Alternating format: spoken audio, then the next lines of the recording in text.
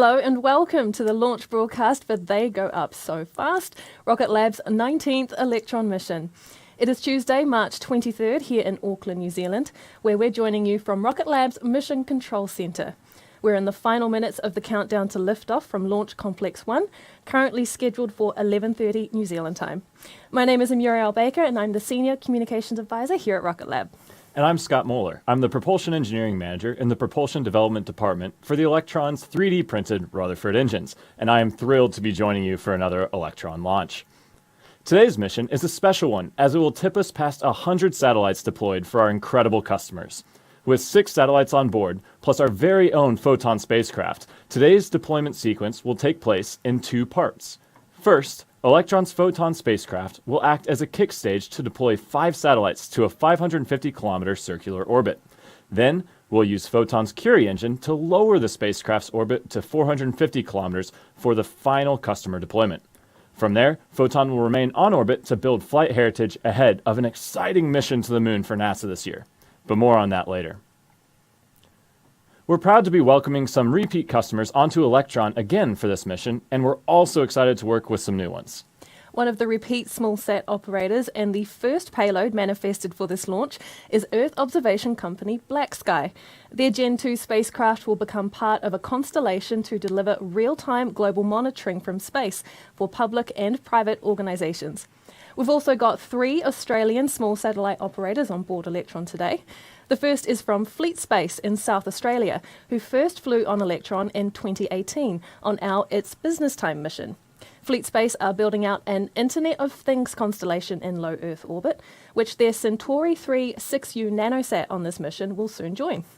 This satellite will also support the 2023 Seven Sisters mission out of Australia that will investigate new resource exploration techniques for Earth, the Moon and Mars in support of NASA's Artemis program.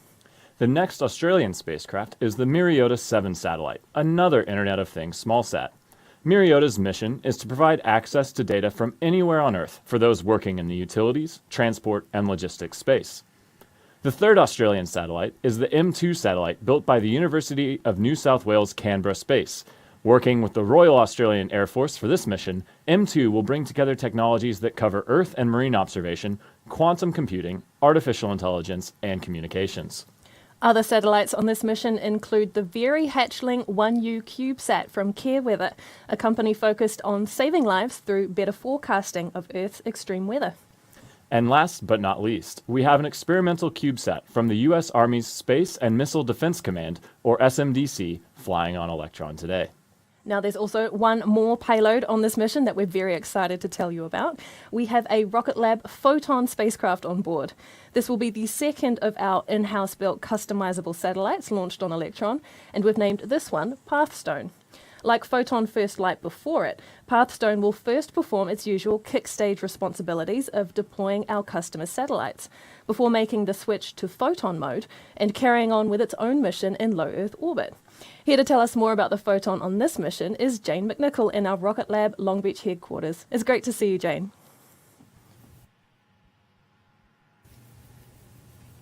Thanks, Muriel. My name is Jane, and I'm a Mission Integration Engineer here at Rocket Lab. I'm excited to be joining you from our Mission Operations Center inside our headquarters in Long Beach, California. It's from our production complex here on the West Coast, where our team produces more than 130 Rutherford engines and guidance and avionics hardware for our Electron rocket every year. It's also where our team builds our Photon spacecraft and operates them once on orbit from some of these consoles in the Operations Center that you can see behind me.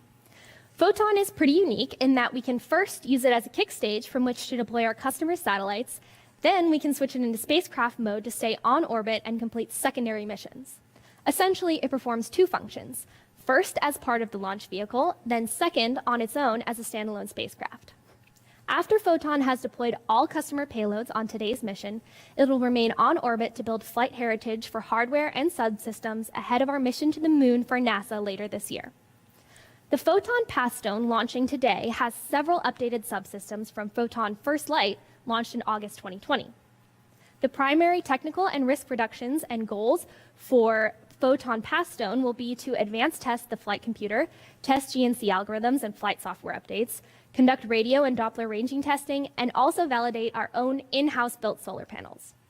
All that testing will be used to inform our most complex spacecraft mission yet, the Capstone mission, which will see Rocket Lab place a satellite into lunar orbit for NASA. Capstone will serve as a precursor for Gateway, a moon orbiting outpost that is part of the Artemis program to return humans to the lunar surface. Today's launch is another step towards this thrilling mission that our team can't wait to see launched later this year. They're counting down the minutes to liftoff, and I'm eager to go join them, so I'm going to hand it back to you in Mission Control. Thanks, Jane. Right now, we're at about T-minus 12 minutes and coming up to the go, no-go poll run by our launch director with our launch operators. That's due to begin shortly, so let's listen in now to Mission Control.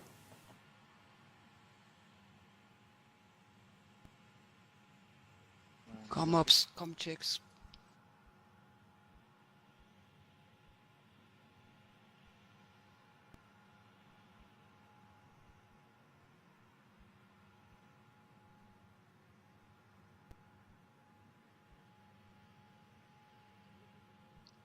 Alright, in all stations LD on mission court at this time, we are proceeding with the go, no-go sequence, number 43. Stage, you go.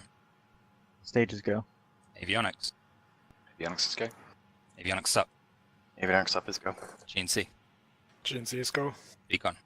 Beacon is go. T1. T1 is go. GC. GC is go. PLS. PLS is go. RSO. RSO is go. MET. Met is go. MM. MM is go. LDSUP. LDSUP is go. And exec. Exec is go. Stations LD on mission, the go, no-go sequence is now complete. We are currently T-minus 11 minutes, 17 seconds and counting. I can confirm we're go for terminal count at T-minus 10 minutes. Be advised from this time onwards, the 3-word hold procedure is in effect.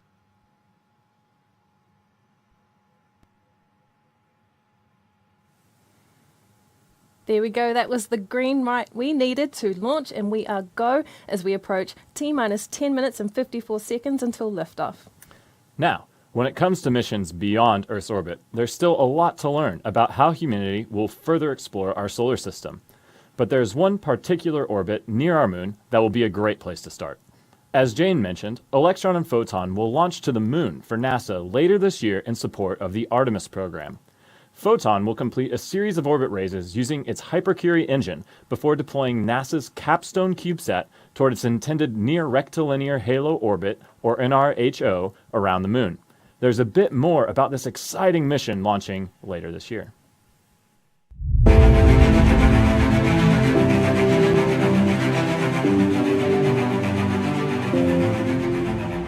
Rocket Lab is supporting NASA's mission to return humans to the moon. Launching on Electron this year, NASA's Capstone cislunar satellite will orbit the moon, serving as a pathfinder for Gateway, a moon-orbiting outpost that is part of NASA's Artemis program to return humans to the lunar surface.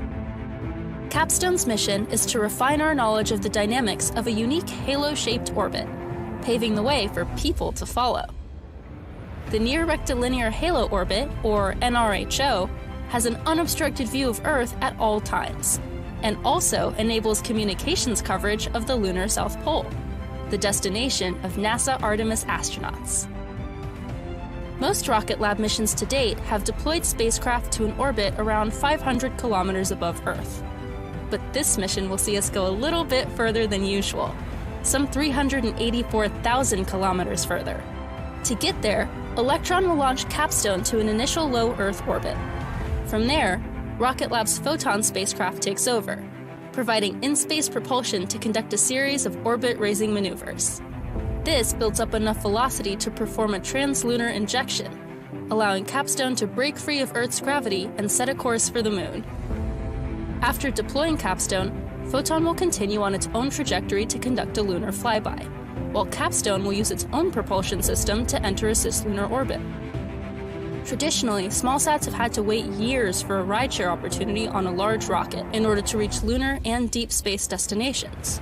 With Rocket Lab, the smallsats call the shots, getting a dedicated ride to exactly where they want to go and on their schedule. NASA is thrilled to be partnering with several small businesses to make this mission happen. That includes launch provider Rocket Lab USA, Capstone mission lead Advanced Space, the CubeSat developer, Tyvak nanosatellite systems, the propulsion system provider, stellar exploration, and several more. Together, we are expanding the reach of small businesses, small spacecraft, and small launch vehicles.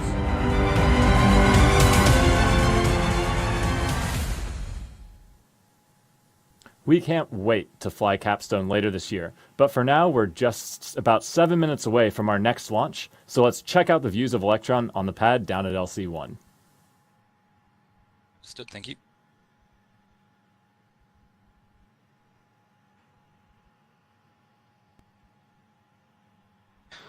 LD, avionics terminal check, sequence 45 complete. Understood, avionics, thank you. And please proceed with sequence 48, enable FTS for flight. Commencing sequence 48.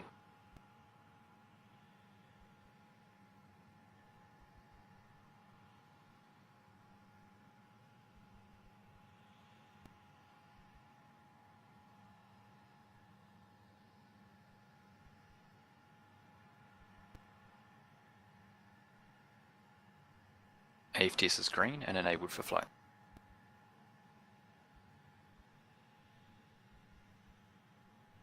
Thank you, avionics.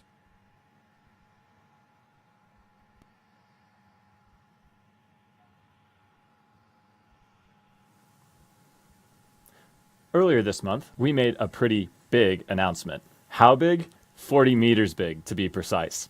We confirmed that a new, larger vehicle, Neutron, will be joining the Rocket Lab family. The medium-lift Neutron rocket will be a two-stage vehicle that stands 40 metres or 131 feet tall, with a 4.5 metre fairing diameter and a lift capacity of up to 8,000 kilograms to low Earth orbit. Neutron's 8-ton lift capacity makes it the ideal launch vehicle to deploy satellites into batches to specific orbital planes, creating a more targeted approach to building out mega constellations. But just like Electron, Neutron is designed to lift payloads beyond low Earth orbit too. With a payload capacity of 2,000 kilograms to the Moon and 1,500 kilograms to Mars and Venus, Neutron will be able to enable important science missions beyond our own planet. Neutron will initially be designed for satellite payloads, but will also be capable of International Space Station resupply and even human space flight missions, which is very exciting. We'll be launching Neutron from Virginia's Mid-Atlantic Regional Spaceport, located at the NASA Wallops Flight Facility, where Rocket Lab's Launch Complex 2 is located.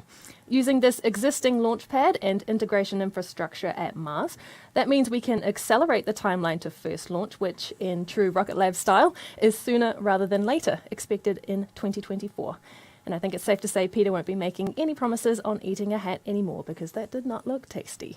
No, it didn't. But for this mission, we won't have a live view from Electron once the second and third stages separate, but we will be staying on air through the coast phase as the kick stage makes its initial pass around Earth to circularize its trajectory. About 10 minutes into this initial coast phase, our founder and CEO, Peter Beck, will be joining us for a Q&A session on Neutron, so be sure to stick around. After that, we'll come back to you with the simulation and confirmation of payload deployment, so make sure to stay with us. It's now T-minus 4 minutes and 42 seconds to launch. Electron and its payload is healthy on the pad, and the weather is looking clear for an on-time liftoff. Let's hand over now to Mission Control to listen in to the operators in these final seconds to launch.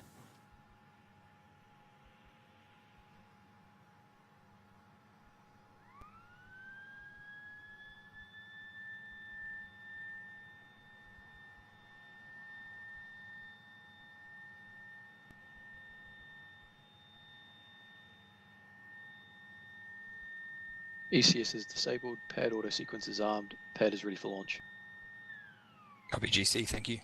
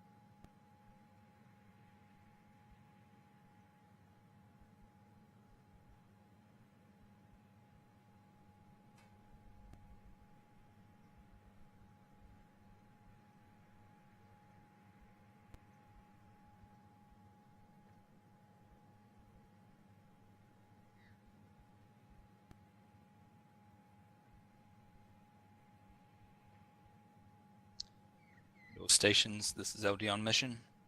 From now on, there should be no red flags on your critical LCCs. Beacon LD mission. LD beacon. Please confirm flight computer as goes green. Confirmed. And please lock the auto sequence and confirm. Locked. Stations LD on mission, we go for auto sequence start at T-minus 2 minutes. And at this time, I can confirm LD is go for launch.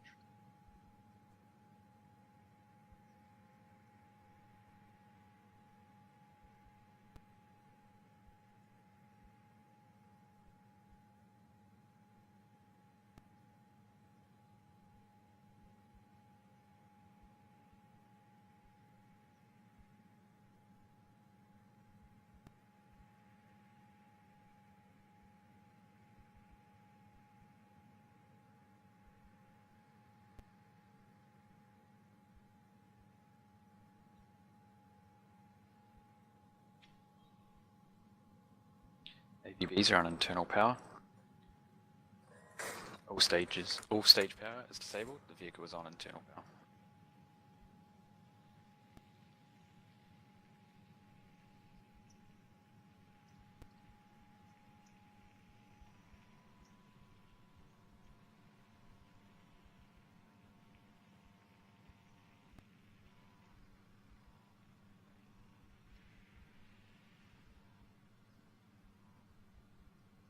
LOX load is complete. System is in recirculation.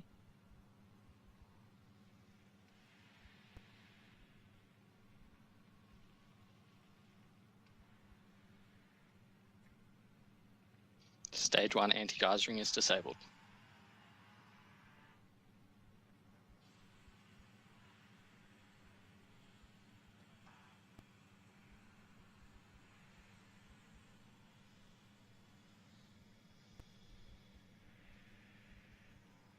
Stage 1 and Stage 2 are pressed for flight. High flow engine purge is enabled.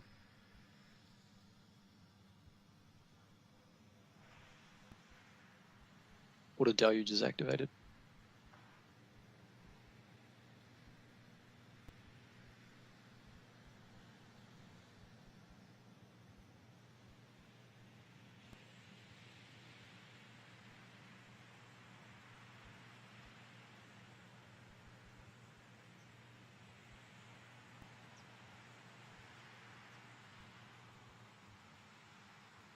Ten, 9, 8, 7, 6, 5, 4, 3, 2.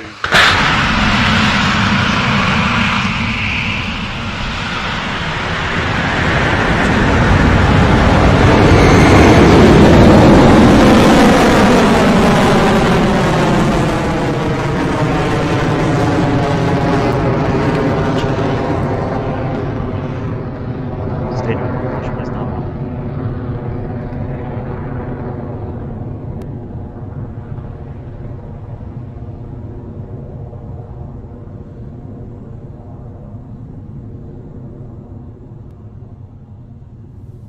They really do go up so fast, with a beautiful liftoff of Electron from the pad at Launch Complex 1.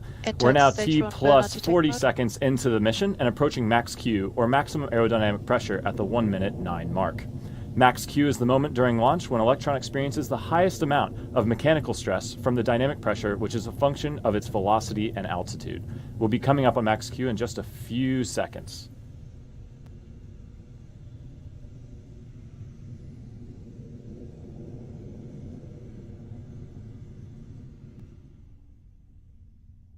Vehicle past maximum dynamic pressure. And there's the call that we've successfully cleared max Q. All is looking good with our trajectory, and Electron is performing nominally.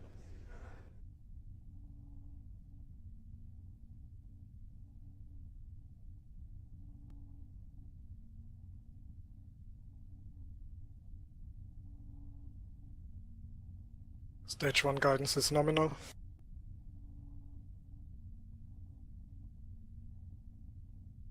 AOS Chatham Station.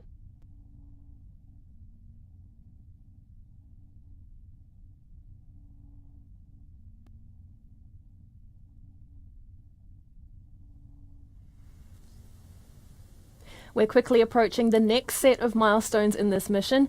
First up will be main engine cutoff of the 9 Rutherford engines on Electron's first stage.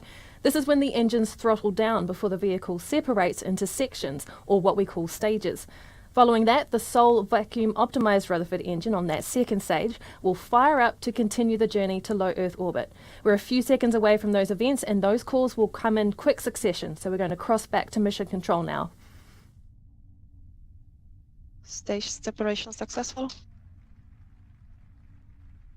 Stage 2 ignition confirmed.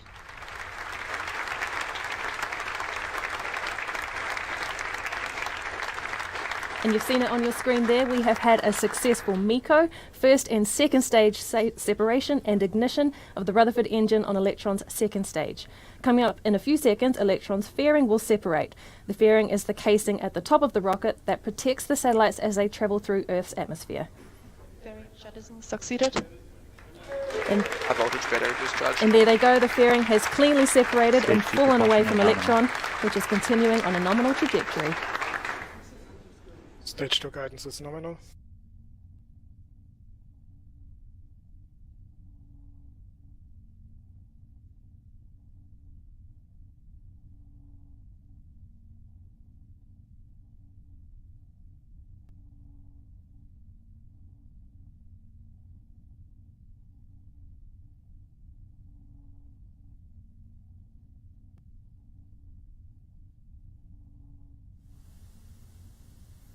Electron's trajectory continues, as you'll often hear us say, nominally, with a current speed of just under 10,000 kilometers per hour and an altitude of about 165 kilometers, and we are now at about 4 minutes into the mission.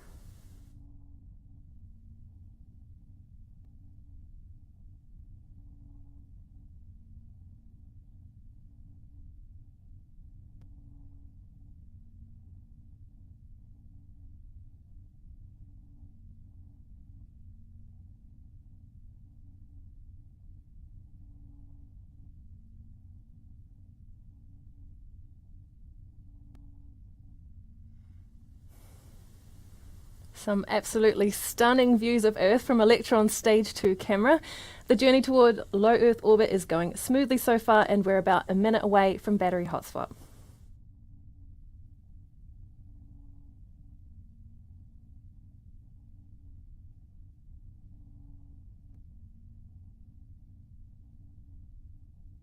Starting throttle down on stage 2.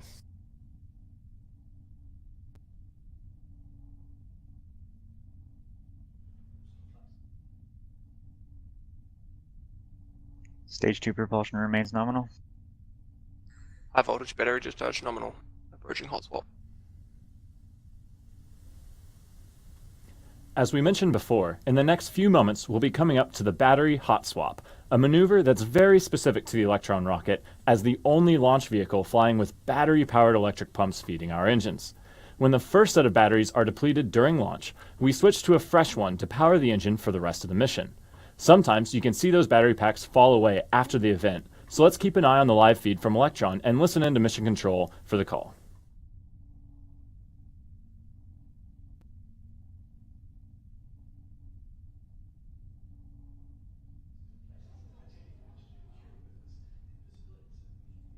Battery jettison confirmed. Propulsion remains nominal. Hot swap. And there we go, that's confirmation that the battery hot swap was performed successfully on Electron, and propulsion continues to look good for the rocket's second stage Rutherford engine. We're just a few minutes away from orbital insertion and kick stage separation on this mission. Electron is currently travelling at over 15,000 kilometers an hour and at an altitude of 276 kilometers above us.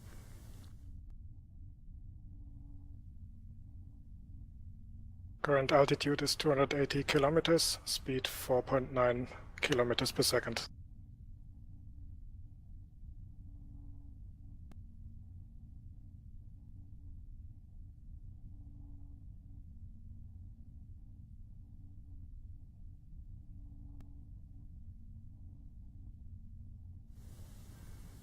If you're just joining us, we have had a successful liftoff of our They Go Up So Fast mission. About 2.5 minutes into flight, we had main engine cutoff, stage separation, and stage 2 ignition. We're coming up on separation of the kick stage at around T plus 9 minutes.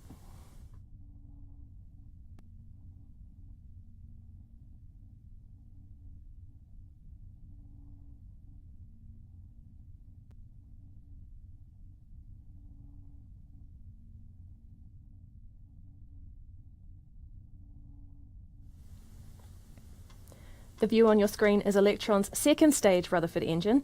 This engine is the same as the 9 engines that lift Electron off the pad, but with an extended engine nozzle for optimized performance in the vacuum of space. We are looking good for SECO or second engine cutoff shortly.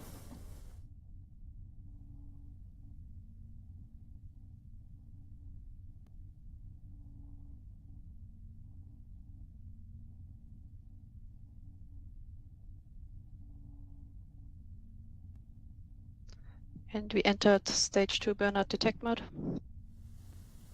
Shortly, Electron will shut down the Stage 2 Rutherford engine to allow for a clean separation of the kick stage. That will place the kick stage in an elliptical orbit around the Earth for a coasting period of around 40 minutes or so. That event is coming up shortly, so we're going to switch back to mission control to await the confirmation. Stage 2 guidance is in terminal, 10 seconds remaining.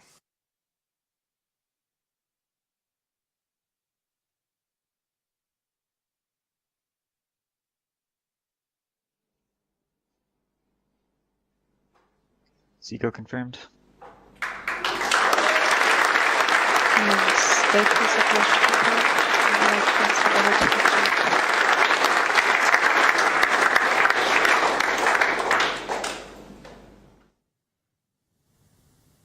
Fantastic news that the Rutherford engine on the second stage has successfully shut down as planned and the kick stage has cleanly separated.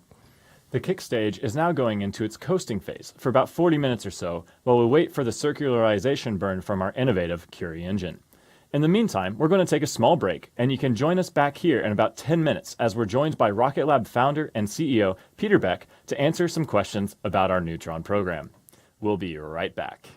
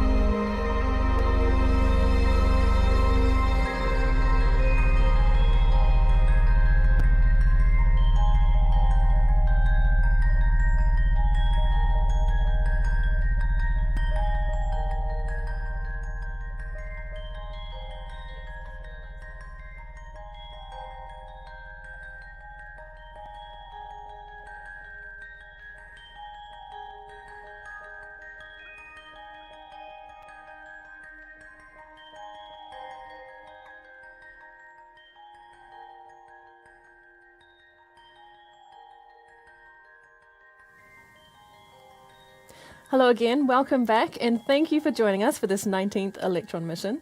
Electron successfully lifted off at 11:30 local time and completed all of the key milestones of launch, including passing through max Q, main engine cutoff, first and second stage separation, ignition and burn of the second stage, and final separation of the kick stage from Electron ahead of payload deployment.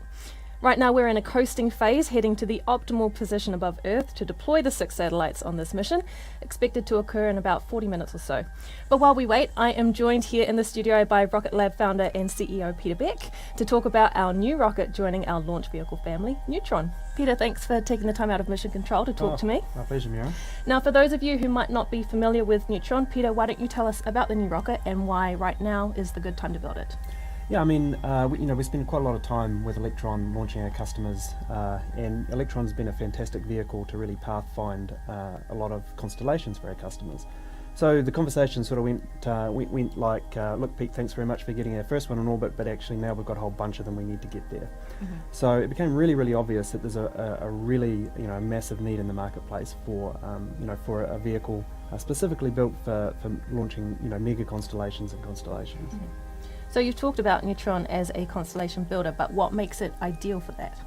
Yeah, well, I mean, it's right-sized. So, if you look at all the constellations that are in development in various forms, they all fall around a similar kind of mass class. And that 8 tons to orbit is really the ideal mass class, for building mega constellations. But not just mega constellations. In fact, if you look back through history, the average payload, mass lifted by all launch vehicles in all of history is between sort of 4 and 5 tons.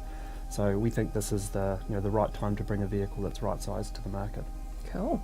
And what can you tell us about Neutron's engines? Not a lot. It's a secret.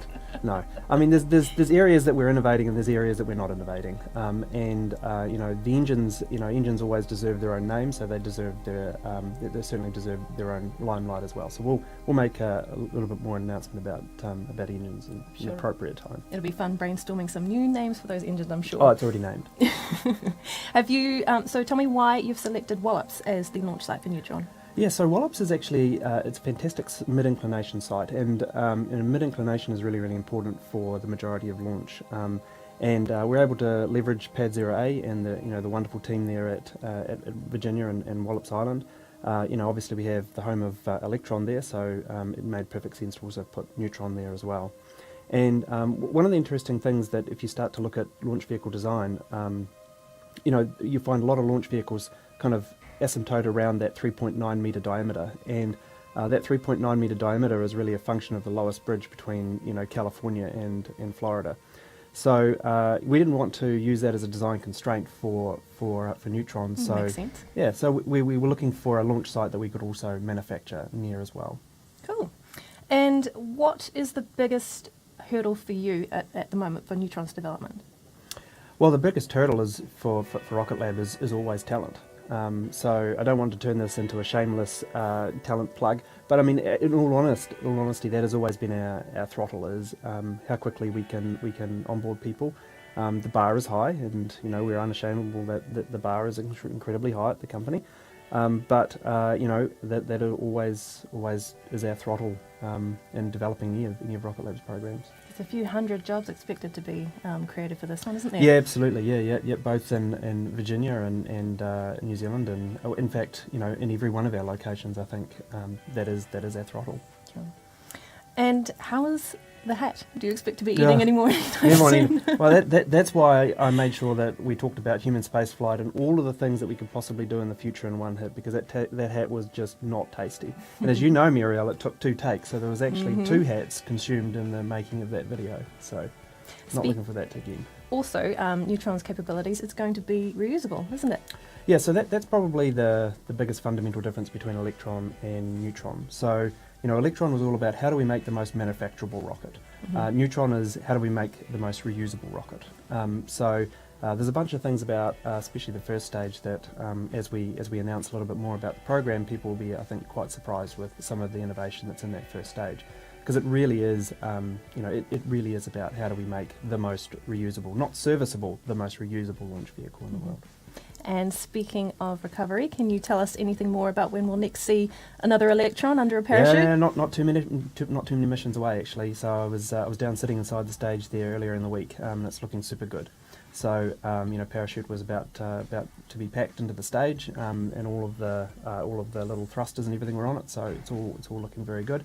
And the next recovery mission is with a significantly upgraded heat shield. So the previous recovery missions have been basically, with upgraded block upgrade of stage 1 with reaction control systems and guidance systems and things like that. But we never really addressed the handling the thermal loads that we expected, because there was kind of no point, because unless you can control the entry of the stage, it's kind of irrelevant. So this one has a much more significantly upgraded heat shield, and so we're expecting much better performance and hopefully much better condition of the stage when we go and pick it back up. How exciting. Any helicopters with this one? Will you be piloting a helicopter? No, I'm nowhere near good enough to I'm kidding myself to think that I was a good enough pilot to catch one. But no helicopters in this mission. Basically, we're going to splash them down in the ocean until such a point as actually the stage is what we would consider completely reusable. At that point, we'll bring in that extra element of logistics with helicopters. Very nice. Hey, thank you, Peter, so much for joining me here. It's such an exciting time to be part of the team, and I personally can't wait to be front row and centre to watch Neutron launch from Virginia. Yep, no, it'll be great. Thanks very much. Now, back to the mission at hand, of course. We have another 40 minutes or so to go until the first payload deployment for They Go Up So Fast. This coasting graphic will keep us on track for where above the world is the kick stage, and we'll be back on your screens as we gear up for that first deployment, so see you shortly.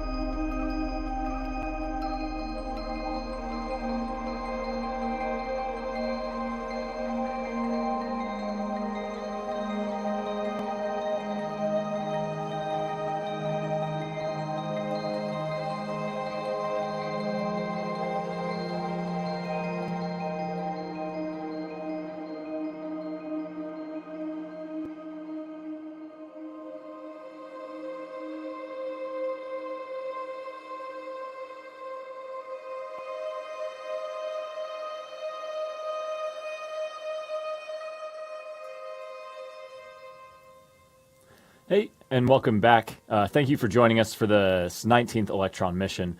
If you're just now joining us, we've had a successful liftoff. Everything has gone nominally, and we're currently in our coasting phase of our kick stage, waiting for the Curie engine kickoff.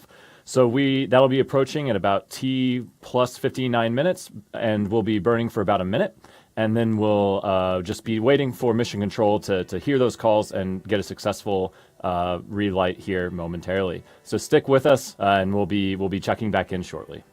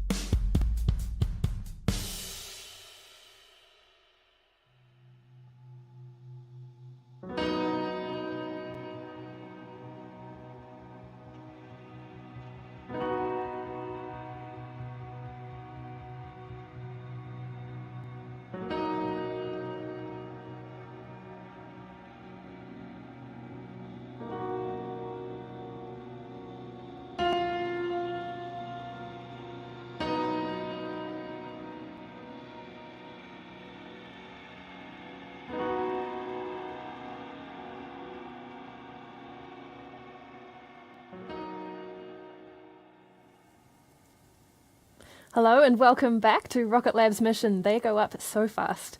If you're just joining us, Electron successfully launched today at 11:30 local time from Rocket Lab Launch Complex 1 in New Zealand. We completed first and second stage separation, successful ignition and burn of the stage 2 Rutherford engine, and then a final separation of the kick stage ahead of payload deployment. Very soon, this third stage of the rocket will perform a short burn of its Curie engine to circularize its path around Earth, ready to release this mission's satellites to their ideal positions. We are at T plus 47 minutes into the mission, and we're just waiting now for that engine burn, which is expected to occur shortly.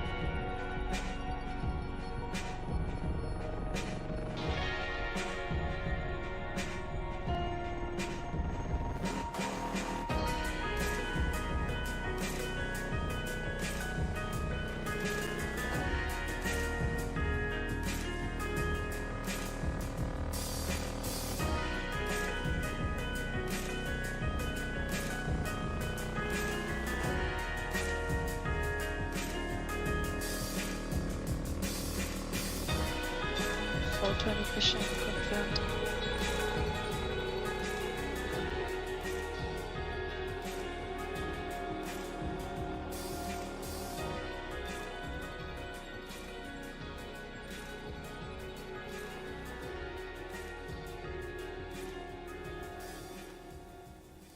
While we're waiting for the Curie burn to finish, I'm going to tell you a bit more about what will happen next for our customer satellites.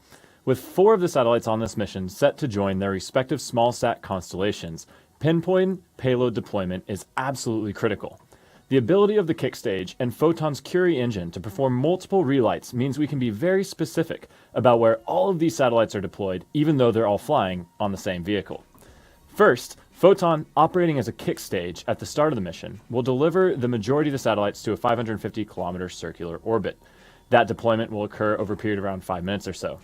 Then, with a short burn of the Curie, Photon will actually lower its altitude 100 kilometers closer to Earth to deploy the final payload to a 450-kilometer orbit. But even then, we are still not done, because after payload deployment, our operators and mission control will issue a command to transition the kick stage into spacecraft mode and begin our secondary mission objective to test out new systems on our own satellite. This Photon will build flight heritage across its subsystems for our capstone mission to the Moon for NASA this year, as well as our private mission to Venus in 2023. We've got some new and exciting technology to demonstrate on Photon this time, including deep space radio capability, sun sensors and star trackers, and an upgraded reaction control system for precision pointing in space. We're coming up to the release of the first satellite from Electron shortly, so let's listen in for the calls from mission control.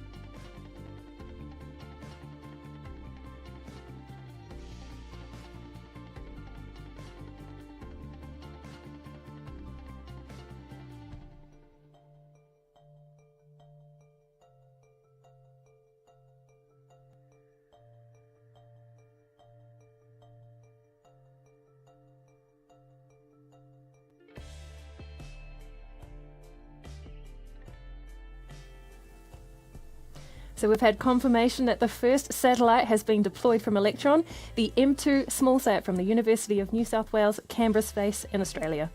Up next is the Centauri 3 Internet of Things nanosat from Fleet Space.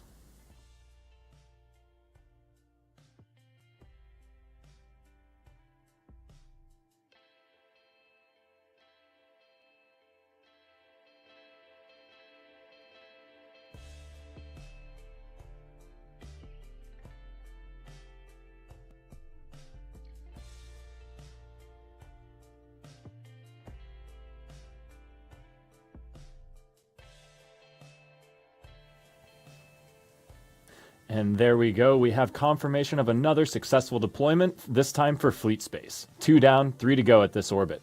The Viri Hatchling 1U CubeSat from CareWeather is up next. CareWeather is focused on saving lives through better forecasting of Earth's extreme weather.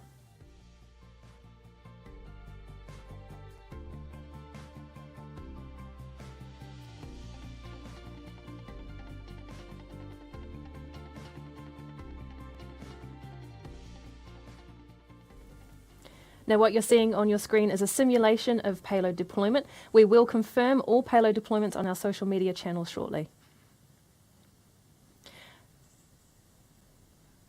Great, and there is the third payload deployed from Electron. This one is tiny, it's about the size of a bagel. But next up is the small sat for SMDC. This one is the size of a loaf of bread and is being deployed by Rocket Lab's Maxwell CubeSat dispenser.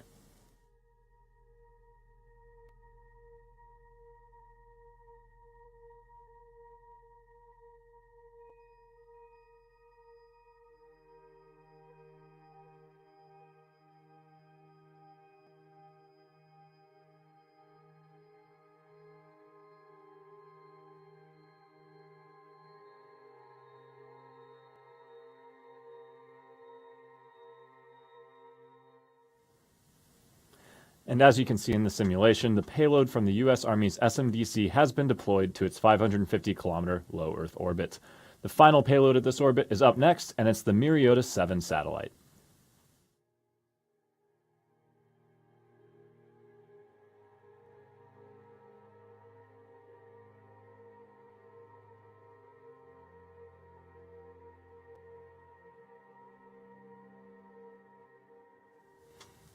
We are just waiting now for the deployment of the Myriota satellite.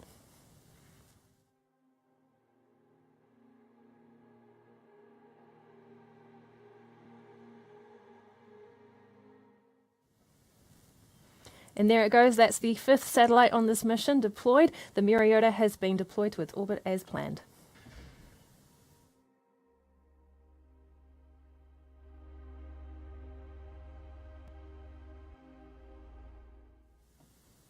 Congratulations to all of our mission partners so far, and let me be the first to welcome you to your new home in orbit above the Earth. We have one final payload to deploy on this mission, the Gen 2 spacecraft from BlackSky Global. But as we've mentioned before, we have to drop the kick stage to a lower orbit first. We'll do this with a second relight of the Curie engine to change the kick stage's altitude, and 40 minutes or so after that event, Curie will be ignited for a third time to circularize its orbit around the planet at 450 kilometers above us. Then soon after that, kick stage will transition to photon mode and remain in that orbit to test out some of the spacecraft's new technologies.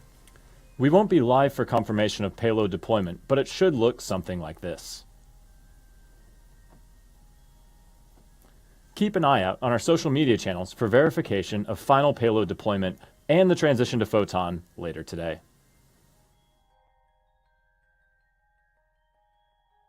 Now, before we close out the webcast, I want to remind you that we are still actively recruiting for over 90 roles across the Rocket Lab team. So if you've ever wanted a career in space, there is no better time than now. Head to rocketlabusa.com for more information. And a huge congratulations to the entire Rocket Lab team on reaching this awesome milestone of over 100 satellites on orbit. And a huge thank you, of course, to our mission partners for choosing Electron to fly on your mission. And a final thanks to you for joining us for this launch. I'm Uriel Baker. And I'm Scott Moeller. This is Rocket Lab Mission Control, signing off.